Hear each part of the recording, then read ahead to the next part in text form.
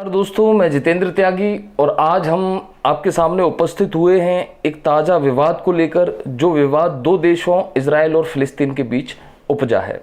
और इस विवाद की शुरुआत मानते हैं हम 9 मई यानी कि रविवार के दिन को, जिस दिन फिलिस्तीन के संगठन हमास ने इजराइल के ऊपर 300 से ज़्यादा रॉकेट हमले किए, जिनमें से ज़्यादातर को आकाश में, आसमान में ही नष्ट कर दिया गया रॉकेट को। और इनको नष्ट करने की सबसे बड़ी वजह थी इजराइल का एंटी मिसाइल सिस्टम। इस आयरन डोम एंटी मिसाइल सिस्टम के कारण ही ज़्यादातर मिसाइलें आकाश में ही नष्ट हो गई।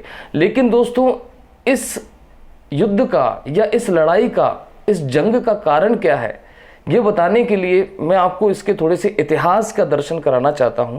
और जैसे ही हम इतिहास में जाते हैं तो हमें एक ऐतिहासिक शहर नज़र आता है जिसका नाम है यरूशलेम। यरूशलेम का इतिहास 2000 ईसा पूर्व से शुरू हो जाता है, जब पैगंबर इब्राहिम ने यहाँ पर अपने साथियों के साथ बसना शुरू किया था और यहूदी धर्म की स्थापना की थी। पैगंबर इब्राहिम ही यहूदी धर्म, ईसाई धर्म और मुस्लिम धर्म की एक प्रमुख कड़ी कहलाते हैं। ये तीनों धर्म ही इनको ईश्वर के दूत मानते थे। पैगंबर इब्राहिम के बेटे थे आइजैक और उनके नाती थे याकूब। याकूब का ही दूसरा नाम इजराइल था, इसलिए इस देश का नाम इजराइल पड़ा, यानी कि यहूदियों ने अपने देश का नाम इजराइल रख लिया। 2000 ईसा पूर्व से आगे जाते जाते तक 931 ईसा पूर्व तक इस इजराइल का धीरे धीरे पतन होना प्रारंभ हो गया। और 72 ईसा पूर्व तक जब रोमन साम्राज्य ने आक्रमण किया, तब ये पूरा हिस्सा फिलिस्तीन अरबों की तरफ चला गया और इजराइल का पतन हो चुका था। इसके बाद दोस्तों, जैसे ही प्रथम विश्व युद्ध शुरू होता है और उसकी समाप्ति पर फिलिस्तीन का हिस्सा ब्रिटेन के हाथ में चला गया। ब्रिटेन के हाथ में आने के बाद ब्रिटेन ने इनके लिए अलग से देश बनाने की मांग कर दी। ब्रिटेन ने 1917 में एक बालफोर घोषणा की और उस बालफोर घोषणा के तहत उन्होंने कहा कि भाई यहूदी लोगों के लिए अलग देश होना चाहिए। ये बात फिलिस्तीनी मुसलमानों को बिल्कुल बर्दाश्त नहीं हुई और 1917 यानी कि उस वक्त भी खूब हिंसा हुई। इसके बाद दोस्तों आता है दूसरा विश्व युद्ध। और इस दूसरे विश्व युद्ध में सबसे पीड़ादायक बात यह थी कि हिटलर ने 60 लाख यहूदियों का कत्ल किया था। यहूदी वहां से जितने बचे थे जान बचा के वापस अपनी जगह पर पहुंचे। और फिर साल आता है 1947, जब यूनाइटेड नेशंस ने दखल दिया यहूदियों के लिए और कहा कि भाई आपके लिए अलग राष्ट्र होगा, और यरूशलेम एक अंतर्राष्ट्रीय शहर बन गया। इस तरीके से 1948 में इजराइल की स्थापना हो गई।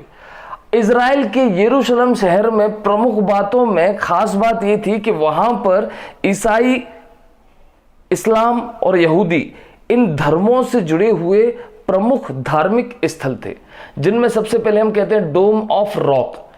डोम ऑफ रॉक के बारे में ईसाई और मुस्लिम समुदाय के अलग अलग मत हैं, यहूदियों के अलग अलग मत हैं। यहूदी कहते हैं कि ये डोम ऑफ रॉक से ही ईश्वर ने सृष्टि का प्रारंभ करना शुरू किया, जबकि मुस्लिम कहते हैं कि इस डोम ऑफ रॉक के बाद ही पैगंबर हजरत मोहम्मद डोम ऑफ रॉक से ही जन्नत की तरफ गए थे, इसलिए ये मुस्लिमों की भावना का केंद्र है। इसके अलावा इसमें एक वेस्टर्न वॉल है, पश्चिमी दीवार। जब ये धर्म प्रचलित हो रहा था, जब ये धर्म आगे बढ़ रहा था और यहूदियों का विकास हो रहा था, उसी वक्त यहाँ पर एक मंदिर का निर्माण भी किया जा रहा था। आज उस मंदिर की सिर्फ एक दीवार बची हुई है। उस दीवार को ये वेस्टर्न वॉल या पश्चिमी दीवार कहते हैं और इजराइल के लोग वहां पर दीवार पर सर टेक कर वहां पर प्रार्थना करते हैं। वो दीवार इनके लिए प्रमुख आस्था का केंद्र है। इसके अलावा एक प्रमुख बात है अल अक्सा मस्जिद। अल अक्सा मस्जिद पूर्वी यरूशलेम में स्थित है और यहां पर फिलिस्तीनी मुसलमान भी रहते हैं। फिलिस्तीन इस क्षेत्र पर अपना कब्जा करने को आतुर रहता है। यरूशलेम एक ऐसा शहर है जिसमें इन 73 सालों में 52 बार आक्रमण हुआ है। पूर्वी यरूशलेम में स्थित मस्जिद में अल अक्सा मस्जिद, जो मुसलमानों का तीसरा सबसे पवित्र स्थल माना जाता है, रमजान के आखिरी शुक्रवार के दिन वहां पर नमाज पढ़ी जा रही थी। नमाज पढ़ने के बाद वहां पर मुसलमानों ने भाई आंदोलन और धरना प्रदर्शन करना शुरू कर दिया। उस धरना प्रदर्शन के बाद पुलिस और आंदोलनकारियों की झड़प हुई, जिसमें कुछ आंदोलनकारियों की मृत्यु हो गई। और इस घटनाक्रम के बाद ही मिसाइल फिलिस्तीन से लॉन्च की गई। लेकिन यह घटनाक्रम हुआ क्यों? मस्जिद में ऐसा क्या हुआ? मस्जिद में कहां से ग्रेनेड आ गए? मस्जिद में ग्रेनेड कैसे फेंक दिए गए? उसका कारण क्या था? उसका एक प्रमुख कारण था इजरायली सुप्रीम कोर्ट का आदेश। इजराइल का सुप्रीम कोर्ट ने कहा, पूर्वी यरूशलेम में एक जगह है जहां पर 7 परिवार यानी कि लगभग 70 लोग रहते हैं। इजरायली सुप्रीम कोर्ट ने कहा कि इन 70 लोगों को, इन 7 परिवारों को अपना घर खाली करना पड़ेगा, क्योंकि इजराइल के गठन के पहले यानी कि 1948 के पहले ये जो जगह है वो यहूदी रिलीजियन एसोसिएशन के अंतर्गत आती थी, इसलिए इस जगह को यहूदियों को ही दिया जाना चाहिए। इसके बाद उन 7 परिवारों को यानी कि 70 लोगों को वहां से हटाने की प्रक्रिया शुरू की जा रही थी और इस प्रक्रिया की सुनवाई होनी थी 10 मई 2021 को। सुप्रीम कोर्ट 10 मई 2021 को इस मुद्दे की सुनवाई करने वाला था और उससे एक दिन पहले 9 मई को ये रॉकेट दाग दिए गए। इन रॉकेट को दागने से पहले, 9 मई को रॉकेट दागने के पहले एक और कहानी निकलकर आती है जो साल 1967 की है, जब 1967 में इजराइल और अरब फिलिस्तीन का युद्ध हुआ, जिसमें इजराइल ने यरूशलेम शहर को जीत लिया। और 1967 से इजराइल 10 मई को यरूशलेम डे के रूप में मनाता है, जो फिलिस्तीन के लिए बड़ा कष्टदायक और बड़ा पीड़ादायक है। इन धर्मों की लड़ाई, क्योंकि जब मैंने बताया कि यहां पर एक डोम ऑफ रॉक है, अल अक्सा मस्जिद है, इसके अलावा ईसाई लोग मानते हैं कि यहां पर कलवारी की ही पहाड़ियों में प्रभु ईसा मसीह को सूली पर चढ़ाया गया था। असल में पैगंबर इब्राहिम के बाद जब यहूदी धर्म की दुर्दशा होने लगी थी, बेबीलोन से इनको निष्कासित कर दिया था।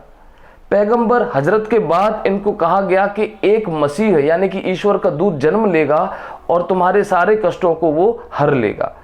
तो यहूदी लोग मसीह का इंतजार कर रहे थे, लेकिन तभी ईसा मसीह का जन्म हुआ। ईसा मसीह का जन्म हुआ तो ईसा मसीह भारत होते हुए इजराइल गए और वहां उन्होंने अपने धर्म उपदेश दिए और उन धर्म उपदेशों में यह भी बताया कि वो मसीह हैं, कि वो ईश्वर के दूत हैं। इस बात पर कुछ लोगों ने विश्वास किया।